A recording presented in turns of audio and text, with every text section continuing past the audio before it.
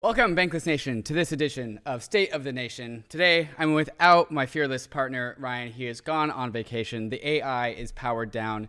Yet, like all episodes on Bankless, we persist nonetheless. Today on the show, we're bringing on Hayden Adams, because he's going to be the second time he's ever been on Bankless, and the first time that we've ever done a live stream with him. And Uniswap just announced something. If you go search the interwebs, that announcement just came out. They announced something. And it does indeed include the word airdrop, but no, it is not the Uni token. So we're going to go into all those details. Here's a small hint, there's no coincidence that it's happening during the week of NFT NYC.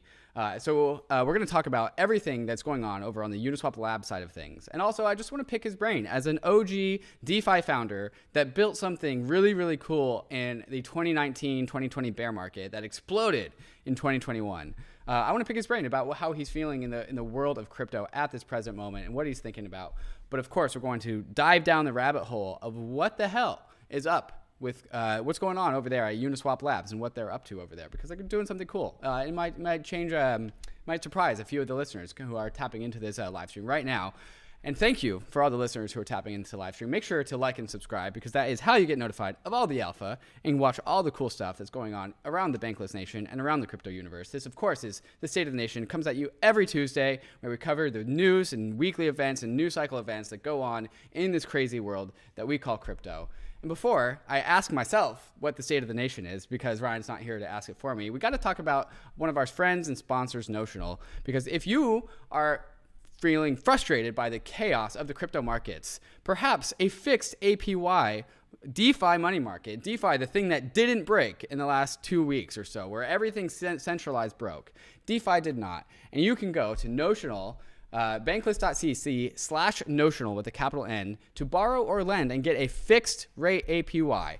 So whether you want to borrow Ether or lend Ether, or borrow USDC or lend USDC, Notional will give you a fixed rate that you can count on, with the auditability and transparency and dependability of DeFi, unlike all of its CeFi counterparts that collapsed in the last 2 weeks or so.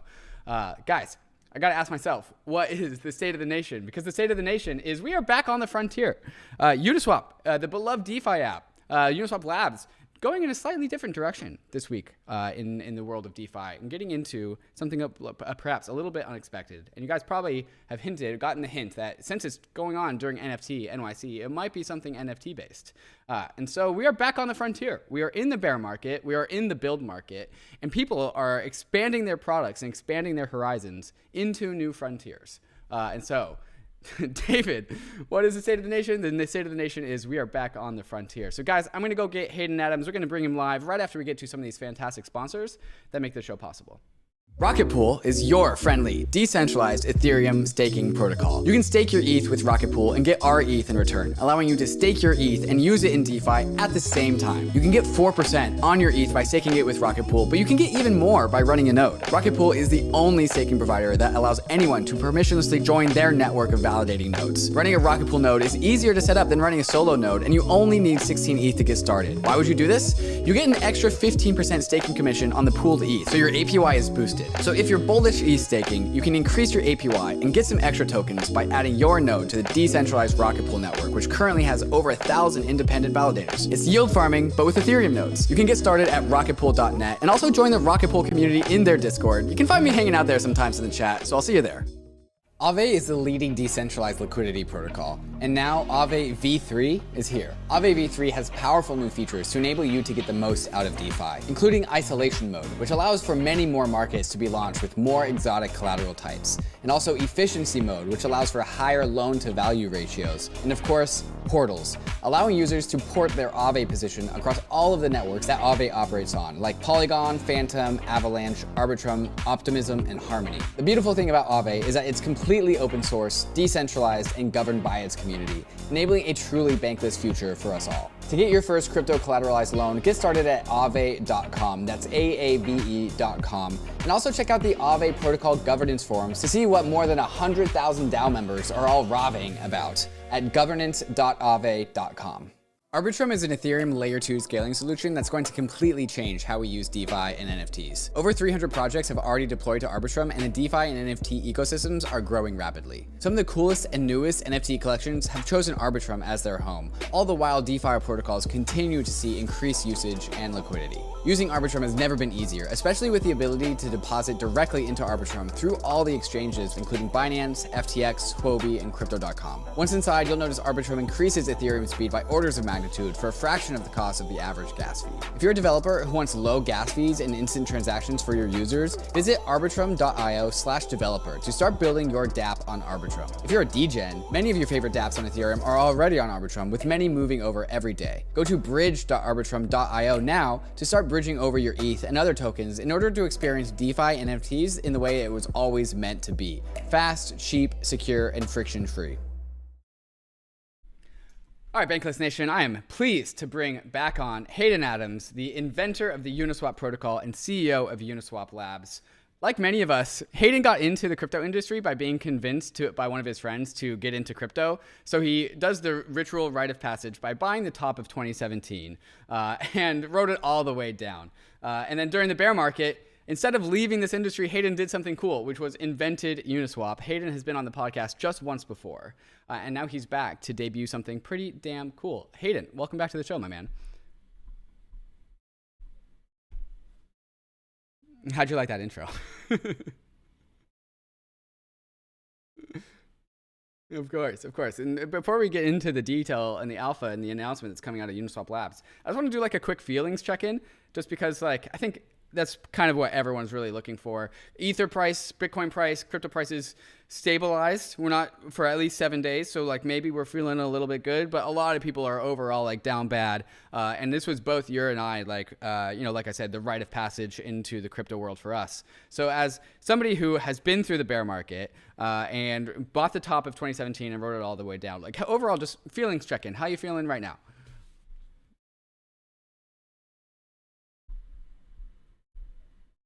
Is down in the markets, but I'd say that I guess the way that I view it is markets go up and down really fast, and they sort of still oscillate around this like fundamental value that's being built, and what's been so exciting is over the past 3 years, since the last time around, there's just been this like steady progress of new projects and value that's being built and developed, and so I think that we saw this last time around with the ICO boom, where there was this massive amount, everything went up a huge amount and everything went down a huge amount. But out of all of that was some new fundamental technologies that were being built and developed. A lot of even like the early ICOs funded a lot of the early work into DeFi. And then out of the 2018 bear market, we had all these different projects, MakerDAO, Uniswap, Compound, that were built and launched. And that helped set the stage for the next, round of new projects. And, so we definitely have, maybe the thing that's most different this time around is that there does seem to be, it used to be that crypto, like the thing that affected the crypto markets was always things that were happening in crypto. And I think something that's a little bit different this time around is that there does seem to be some element of like macro effects as well, where crypto now has maybe grown to be big enough that it's affected by things that happen around it in the world. But to me, something that's really exciting about these times. One way that I think about it is that any project can do well when everything is rampant speculation and when everything is up. And then I think what happens in the bear markets is the projects that do well are the projects that have the most fundamental value and real use case. And so I think bear markets are a real time for discovering what is really working, what just seemed like it was working and wasn't actually working. And out of that, we'll be able to develop the next set of use cases and the next set of projects that will set the stage for Web3 in the future. And judging by how Uniswap Labs is making announcements and just knowing you as a person, doesn't really sound like you're going anywhere during this bear market. You're gonna stick it out and wait until the next bull run. Yeah, it's pretty funny because a lot of people are new to the space, and so definitely people will reach out and be like, "Are you okay?" Like, for us, right? We're building for the long term. We're here because we see the fundamental value and promise of this technology, and I think we're still very much in the early days of the the projects and the value that we built. So we're definitely not going anywhere. We definitely have a lot that we're working on. Some things being announced today, some other things probably being announced later this summer. So we have a lot going on. Our team has grown a huge amount. When we launched V3, we were about 12 people. So when we launched V1, it was 1 person. V2 was 4 people. V3 was 12 people. And today we're about, post the announcement today, about 85. So our team has grown a lot. We're parallel processing some stuff. We're really pumped and excited. You can see this is our Soho office. You can see a lot of people here hanging out, having a good time. Yeah, wow, that's pretty damn good growth. Does that 85 number, as crypto prices go down, does that 85 number of heads that you have to employ, does that number scare you, or are you feeling good about that? I think that we're feeling quite good about our positioning today. I'd say that we didn't grow too fast, and we're definitely slowing down a little bit now. We had a big growth spurt, but we had a lot we wanted to build, and we're working on right now. And so we definitely have plenty of runway to build through the bear market, and we're probably not going to grow to like 300. We're gonna slow down our hiring for sure, but no issues on our end there. Slow down the hiring, but not end the hiring. I love the sound of that. Uniswap still hiring some people here and there. One thing that as listeners that have paid attention, I have made my way over to New York, Williamsburg, and so I actually got to take a peek around the office a week ago. That's where we chatted, and I got a little bit about the details that we're about to release today. And so from my perspective of things, this is just the first of a number of things that is being worked on at Uniswap Labs that we'll about to get into that announcement shortly. But just from my perspective, like Uniswap Labs is going in a handful of different directions, not just one different direction. And let's actually talk about Uniswap Labs. You want to say something? Go for it. I'd say that we are working on a number of different things at once, but it's all with sort of a clear, unified vision and mission. And something that we're working towards. And I'd say as the different pieces come out, it will sort of start to come together. Cool. So we're getting some breadcrumbs. We're getting some puzzle pieces. We're going to unveil the first puzzle piece today. And over time, as more and more puzzle pieces become clear, we're going to be able to map them together and see what the hell is going on over at Uniswap Labs. And the last topic I want to get through before we actually talk about, I'm teasing the hell out of the Bankless Nation right now. The last topic I want to get to before we get to the actual information that got released is Uniswap Labs versus Uniswap Protocol. Can you explain the difference between these two things? Who is leading the progress of the Uniswap, the protocol, and who is leading the progress of Uniswap Labs? Because you've said a lot of we, right? Uniswap started at 1 person, and then Uniswap V2 started at 4 people. Uniswap V3 had 12 people, and now you're at 80 people. You said we a lot. Who's we? And how do we think about the differences between Uniswap Labs and Uniswap Protocol? That's a really good question, and I hope it will be very clarifying. So Uniswap Labs is a company. We're a software development company, product development company. And the Uniswap protocol is a decentralized protocol for exchanging, tokens on Ethereum and on other EVM chains. Much the way that the Ethereum Foundation or consensus does not, unilaterally control the Ethereum network. The Uniswap protocol is decentralized. We're kind of like the Satoshi or the Vitalik of the Uniswap protocol, in that we helped. And by I mean myself and other people at the company helped create the protocol, but it's highly decentralized. It runs on its own. It piggybacks off the decentralization of Ethereum and other blockchains, and allows people to trade tokens with each other peer to peer. There's of course also the Uni token and the Uniswap governance system. Way back in DeFi summer, there one of the ideas and values that came out was community ownership and community participation, and giving communities and early participants almost like a say and part of the direction of decentralized platforms and projects.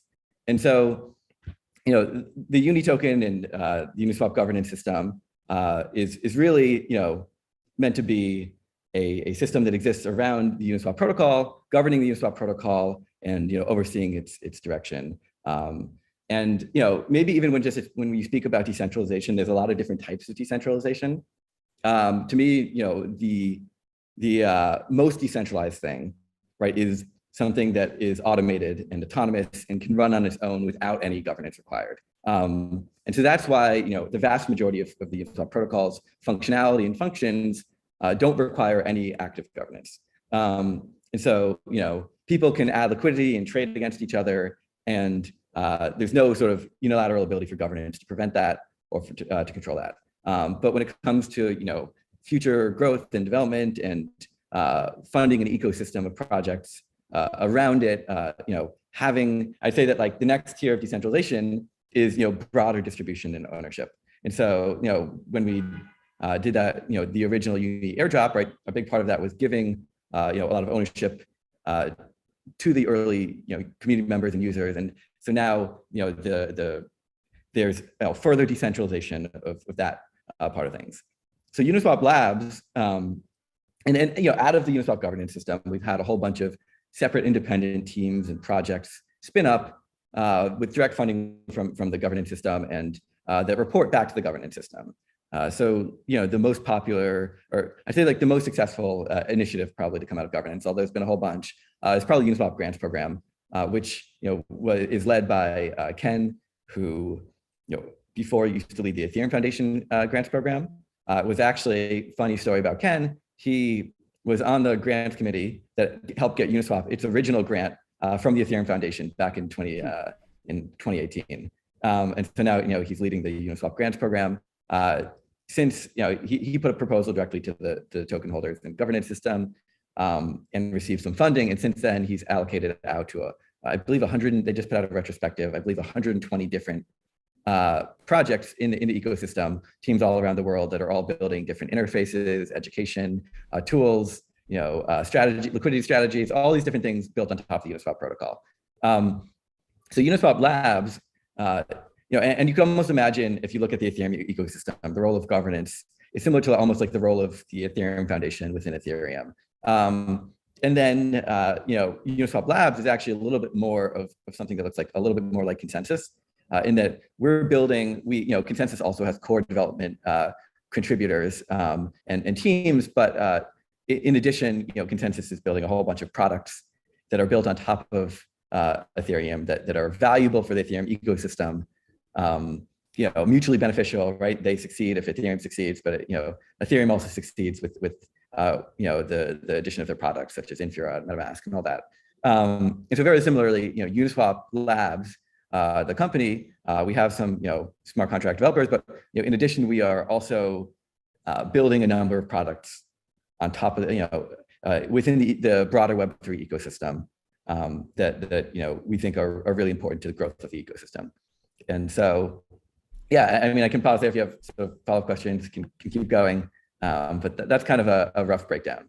Yeah, right. So we got the Uniswap Foundation, which, Bankless listeners will remember we once ran an it's Uniswap governance and grant programs. Right. But excuse me. Uniswap, yes, yeah. Right. The governance system, the uni grants whole and all that stuff.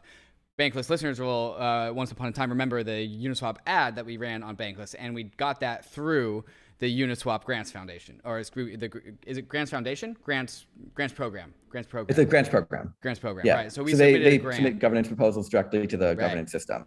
Right, and so that's how holders vote on that. And that's how the ad, the Uniswap ad came on Bankless, but we didn't go to Uniswap Labs for that. We went to Uniswap Grants for that, and that was answered by the Uni token holders.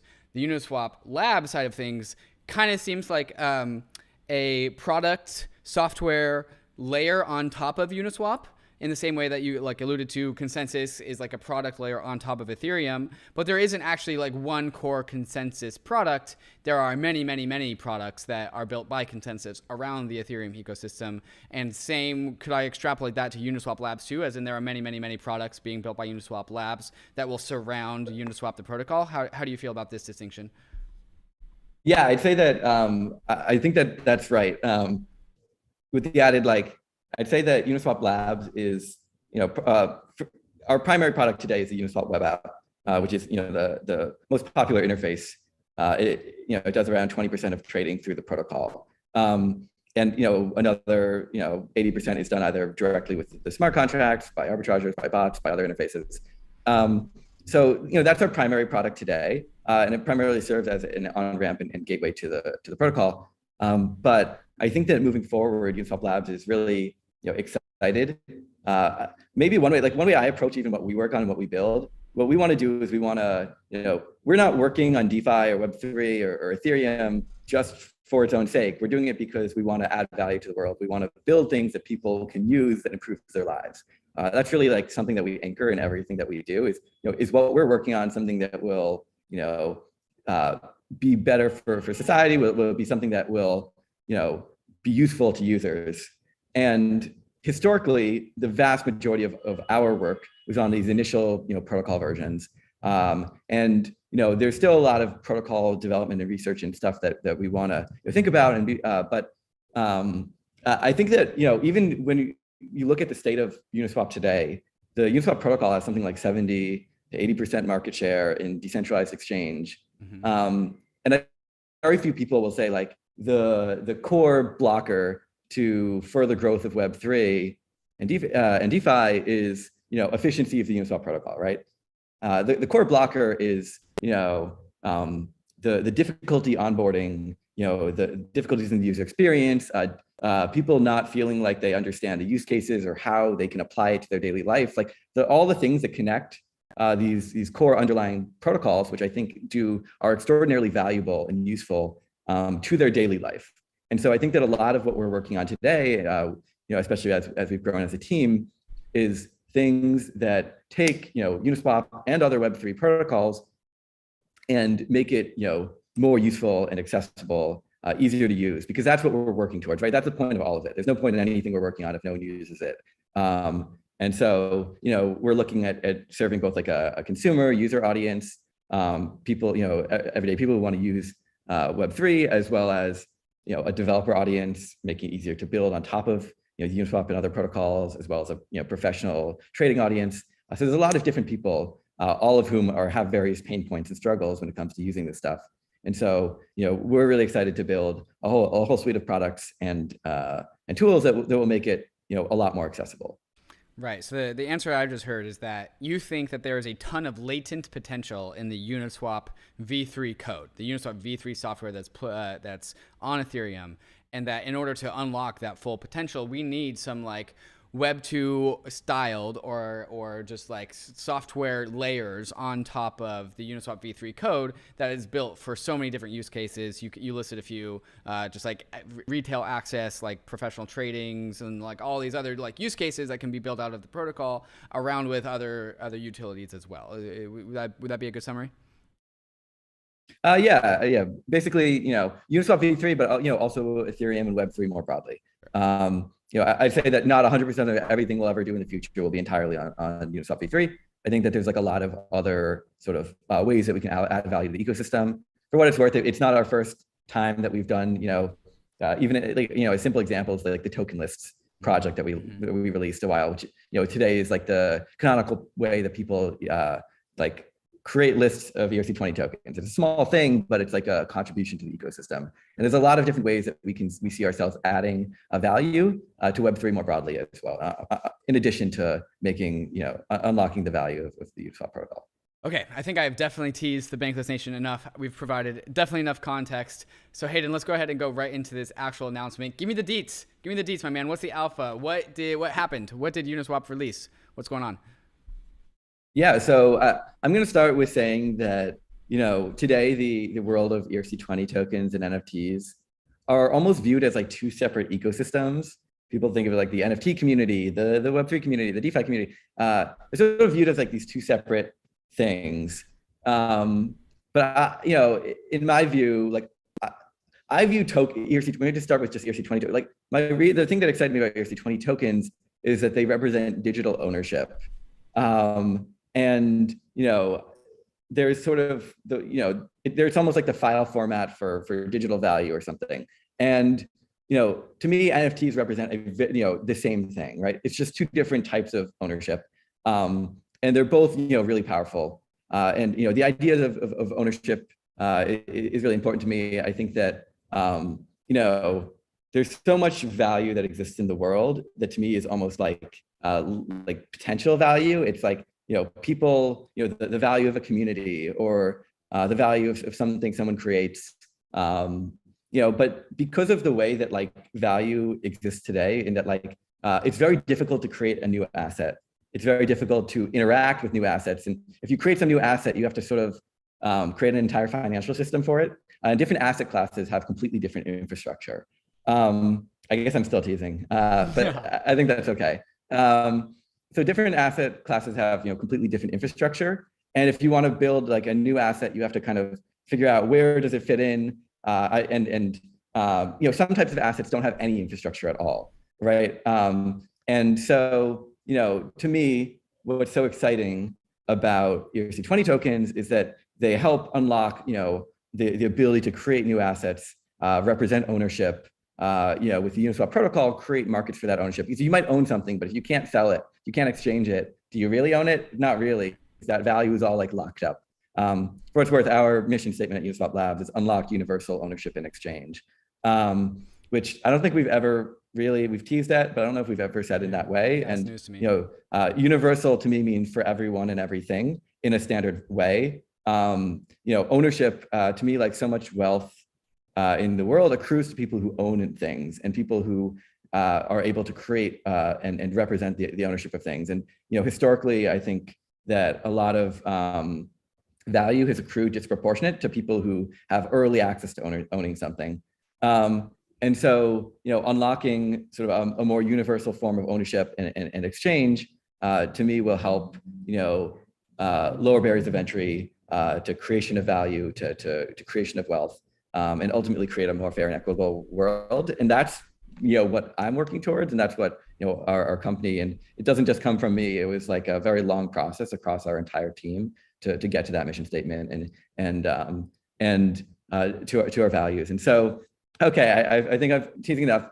With that in mind, NFTs are a big part of digital ownership. A lot of value can't easily be divided, and that's where NFTs come in. And I think we're only in the very early days of them, and we're very early in the days of just like the interplay between ERC20 tokens and NFTs. So that's why we're so incredibly excited to announce that Uniswap Labs has acquired Genie. Genie, for people who don't know, is the first was the first NFT marketplace aggregator. So I think most people know about OpenSea and other NFT marketplaces that let you buy and sell NFT and discover NFTs. Genie basically lets you buy and sell and discover NFTs across all of the different marketplaces. So in addition to OpenSea, Looks Rare, Coinbase NFT, Rarible, all the different NFT marketplaces. And so we acquired their team. They were a team of around 15 people. They're going to be joining us, and we're going to be working on unifying our two products and building in a full NFT experience directly into the Uniswap web app. I think in parallel, we're going to be working to improve the experience for all our existing users, token holders, or not token, people who want to trade tokens and access liquidity pools, and work towards a much more unified experience across the two, and essentially become a marketplace for all digital value as opposed to just ERC20 tokens. And so, Hayden, you didn't just see what I was just showing on the screen, but I was just showing the Genie front end. You weren't able to see that in Zoom, and so the viewers were able to get a tease for that. And so, I think the going back to like the statement, the vision of Uniswap Labs of just like democratizing ownership and access.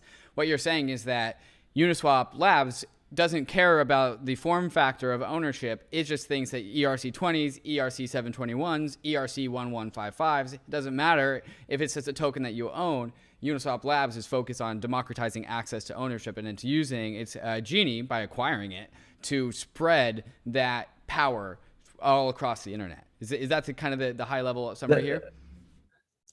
That is said perfectly, probably better than I said it. And I'll add that, we as a team are bringing a huge amount of expertise and knowledge from the ERC20 space. I think the NFT space is, while it's been around for a while, is still a little bit younger in its earlier stages than the DeFi space, both of which are pretty new things. And it's also not our first foray into NFTs, for what it's worth. Unisocks, we got one here. Unisocks was a project we launched in spring 2019. and was, I think, the first instance of NFT liquidity pools. Basically NFTs that are backed by real world assets, in this case, physical stocks, and in NFTs that can be kind of exchanged for ERC20 tokens. I think some people might realize they're on Bankless. And so the Uniswap's been around for a long time, and is also one of the first instances of crypto fashion. And then in addition, at the Uniswap V3 launch, we had two things that came out for NFTs. One was the Uniswap V3 launch video. We launched as an NFT with People Pleaser, and that actually spawned Pleaser DAO and a whole bunch of things that came out of that.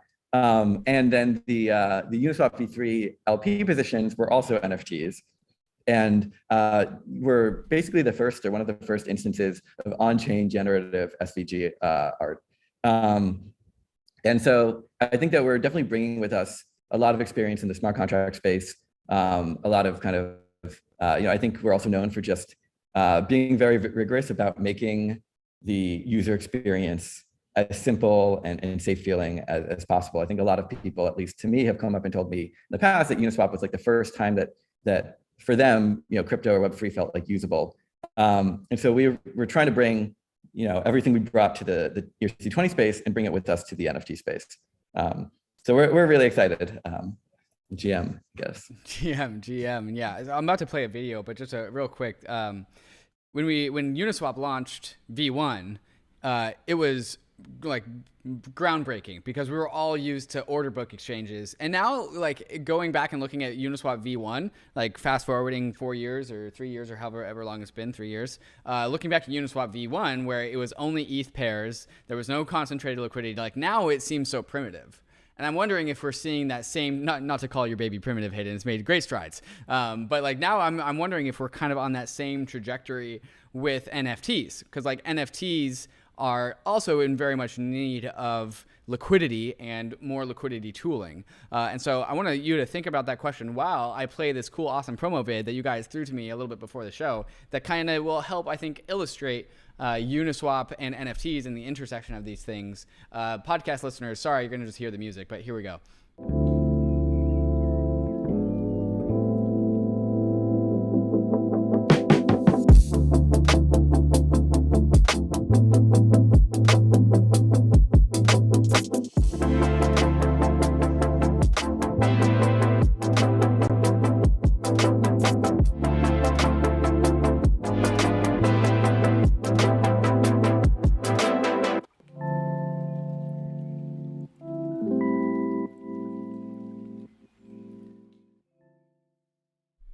All right, so there was that.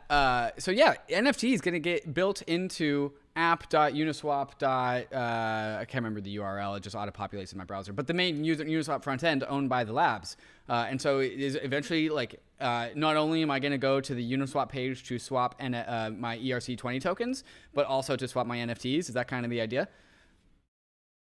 Yeah, exactly. And I think that's just a starting point. But and also by eventually, I think you should think like fairly soon. I don't want to promise a date, but it's definitely not something that we're expecting to take an extraordinarily long time. I think that the first starting point is basically going to be adding a new tab, actually potentially 2 new tabs, but we can talk about people who are diligent watching the video might have seen there are other new tabs as well. But adding a new tab for NFTs, you can explore NFTs across all of the marketplaces. You'll be able to buy them from directly within the site. You'll be able to list them as well, bid on them. So yeah, we hope for people who want to come into the space, buy an NFT. You don't want to think about which marketplace has the liquidity that you want. So you can come straight to Uniswap. Beautiful, beautiful. Now, Hayden, there is an airdrop in this conversation. And so I want to pick your brain on that. But before we do that, that is just perfect tease to tell the Bankless Nation all about there's an airdrop coming. So we're going to talk about that in the second half of the show, right after we get to some of these fantastic sponsors that make the show possible. There is a brand new staking feature in the Ledger Live app today. We all like staking the assets that we're bullish on, and now you can stake 7 different coins inside the Ledger Live app. Cosmos, Polkadot, Tron, Algorand, Tezos, Solana, and of course, Ethereum. With Ledger Live, you can take money from your bank account, buy your most bullish crypto asset, and stake that asset to its network, all inside the Ledger Live app. Through a partnership with Figment, Ledger also lets you choose which validator you want to stake your assets with. And Ledger is running its own validating nodes, offering a convenient way to participate in network validation, and it even comes with slashing insurance. Ledger Live is truly becoming the battle station for the bankless world, so go download Ledger Live. If you have a Ledger already, you probably already have it, and get started securely staking your crypto assets.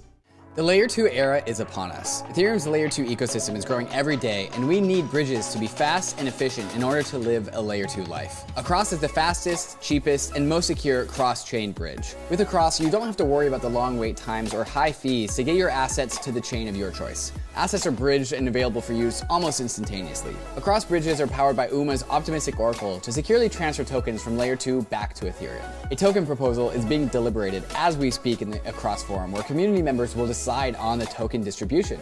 You can have your part of Across's story by joining the Discord and becoming a co-founder and helping to design the fair launch of Across. If you want to bridge your assets quickly and securely, go to across.to to bridge your assets between Ethereum, Optimism, Arbitrum, or Boba networks. The era of proof of stake is upon us, and Lido is bringing proof of stake to everyone. Lido is a decentralized staking protocol that allows users to stake their proof of stake assets using Lido's distributed network of nodes. Don't choose between staking your assets or using them as collateral in DeFi. With Lido, you can have both. Using Lido, you can stake any amount of your ETH to the Lido validating network and receive ST-ETH in return. ST-ETH can be traded, used as collateral for lending and borrowing, or leveraged on your favorite DeFi protocols. All this without giving up your ETH to centralized staking services or exchanges. Lido now supports Solana, Kusama, and Polygon staking. Whatever your preferred proof of stake asset is, Lido is here to take away the complexities of staking while enabling you to get liquidity on your stake. If you want to stake your ETH, Sol, or Matic and get liquidity on your stake, go to lido.fi to get started. That's lido.fi to get started. All right, Bankless Nation, we are back for the second half of the show. Hayden, there's an airdrop coming. Can you talk about the details of the airdrop associated with Genie?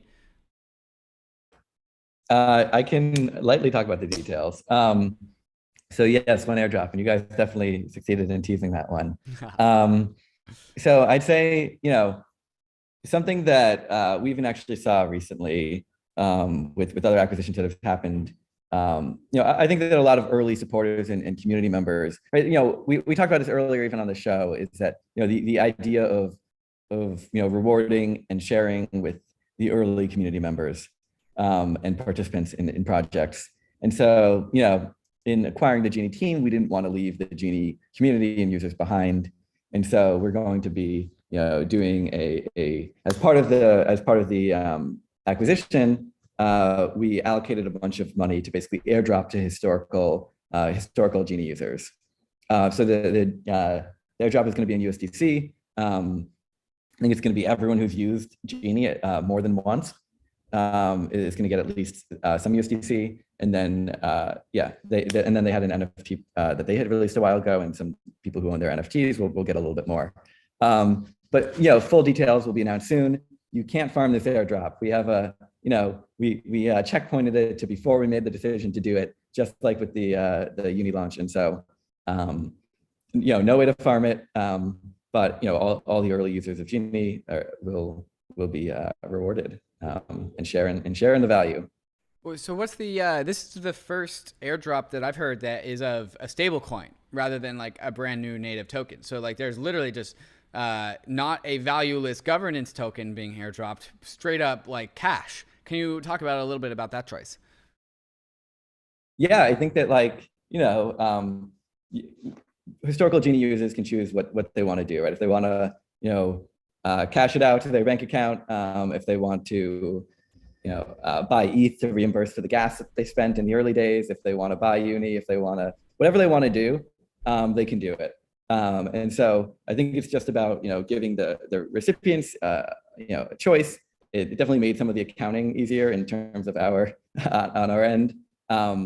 And yeah, we really just wanted to, reward the early Genie users, and then they can choose. Because there's no, like the Genie protocol is more of a routing protocol. It's not a liquidity protocol itself, and they didn't have their own token. So doing it in USDC seemed to make the most sense. But why do an airdrop at all? If this was like a private acquisition of Uniswap Labs from another private company, like why pay the community any money at all? Because again, where did the value in Genie come from? How did Genie get to where it was? It was off its, it was because of its early users, its early community members and supporters. And so, when we acquired Genie, we wanted to reward the early users and supporters of Genie, rather than, like obviously the Genie team members and founder and stuff got, were rewarded, but we also wanted to make sure that some of the value was set aside for the early community members who used it as well. And if they come along and become Uniswap NFT community members, then we're very happy and would love to have them. Is there still, I'm going to go ahead and guess you're not able to answer this question, but I'm going to go ahead and ask it anyways. Is there still the possibility of a Genie token on the table? I think that is highly unlikely. Okay. So I don't think people should speculate on that yeah, that is highly unlikely. Okay, so you said you've acquired not just Genie the product, but also the team. I think you alluded to like 12 people. Have they, now that they are a part of Uniswap? It's more like 15. 15? Okay, well, congratulations to all of them. Yeah. I think joining Uniswap Labs is a pretty awesome opportunity, especially if you guys are growing all your resources. Are you, as CEO of Uniswap Labs, having them pivot what they are doing at all, or are they just going to continue doing exactly the same thing that they were doing prior? Yeah, so we're fully integrating and merging our teams. And by the way, I just want to shout out, one of the working with them on this acquisition over the past month or two has been really it's been really great to work with them. We wouldn't have done it if we hadn't clearly aligned on the vision and the values and the mission. There's throughout all of it, their founder Scott has been, and the rest of their team has been really awesome to work with. So their whole team is now working towards what we're calling the unification. And soon we'll be it will all be one unified team. And that's really basically merging the two products. So building their features and functionality directly into the Uniswap web app. And that's where we're going to start. And so there's definitely some work to do to get to that. And to get to sort of feature parity with them today in our experience. But then from there, we're going to work together on a unified roadmap across tokens and NFTs. There's going to be one team, and we're going to work towards a vision for the app. Well, as somebody who always ends up going to Uniswap to swap my tokens, and then kind of gets confused as to where I should go to swap my NFTs, I'm excited to have that kind of all put into the same space. I'm also interested to see how the pricing dynamics work out. And it's also, I think, important to note that Genie is not an NFT marketplace. It's an NFT marketplace aggregator. And so that hopefully should just add just quality of life improvements, but also perhaps pricing optimizations too, as well. Would you say that's a fair take? I think that we're really excited to take all of our knowledge and experience when it comes to trade routing and aggregation, routing and trade execution, smart contracts, and really optimize and improve on what already exists in the NFT space. Mm-hmm. So I think that, there's definitely a lot of, and beyond that, getting to a world where you can swap any token for any NFT, sell any NFT for any token, and have it be a really seamless experience. So I think that that's definitely something to look forward to. What else can we glean from this? So I don't think anyone woke up this morning thinking that Uniswap Labs was going to acquire an NFT marketplace aggregator. So what lesson should we learn from this? Is what else Uniswap Labs is getting up to? What else is going on in the future roadmap of Uniswap Labs? I don't. I don't know if I can make more than one announcement today, but I guess what I'll say is that, and don't know if I can leak all the alpha, but I guess first off, there's a lot coming for our existing users as well. There's a lot we're going to do to kind of improve the experience, and we really want to sort of, a lot of people, as you said, use both NFTs and ERC20 tokens, and we want to really work to support both of our user types, as well as start to better support again, our early days were all about the protocol. Today, we're all about, making it more accessible. And so, I think historically, I guess this is some alpha. I'd say historically, the Uniswap web app has done a really good job splitting the difference between a lot of different types of users. What I mean by that is like creating new token pairs, like providing liquidity with a lot of capital efficiency, providing liquidity with little capital efficiency, swapping tokens, day trading. There's like a lot of different users for the Uniswap web app. And I think part of it is because there's this really simple, easy experience. But I think that something that I've started to feel really strongly, as well as the rest of our team, is that by kind of continuing to try to split the difference, we're almost not going simple enough for the most for like the new users, and we're not going, and we don't have enough features or information for the more advanced, complex users. And so I think that what we're really interested in doing is making sure that we're building not just support our consumers, our swappers, our NFT users, but also our LPs, the liquidity providers, the professional traders, and just make sure that we're like building things for everyone, and improving the experience for everyone. And so I guess maybe something to glean is that there's a lot more coming, both on across all of that, as well as developers.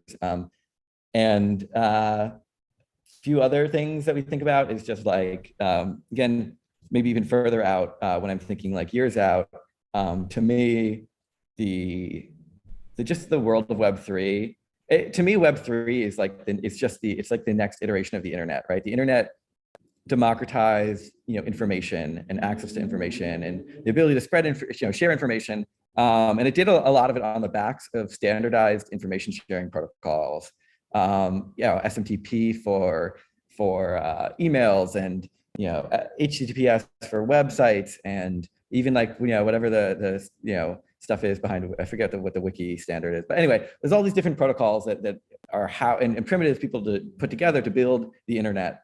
And to me, Web3 is about adding in ownership across different forms of value, exchange across different forms of value, and all and a whole economy, built directly into the internet. And I think, I guess some other thoughts I have here are like, so first off, like that's what we're working towards. But then I think that to bring it to the values that we have, again, the internet can be used for good and for bad.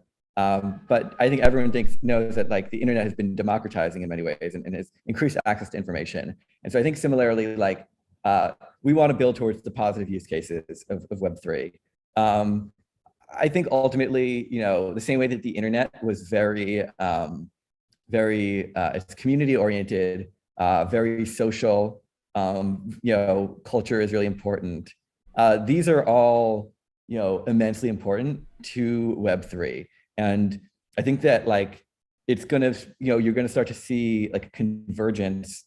Today there's like a lot of separation between like the social platforms, the cultural centers, and the financial institutions.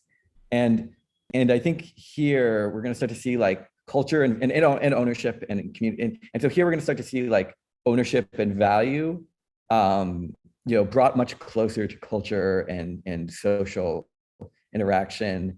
And it's all gonna kind of swirl together. And we're really excited for it. And I think that there's a lot, going beyond this initial vision and what we're working towards in the short term.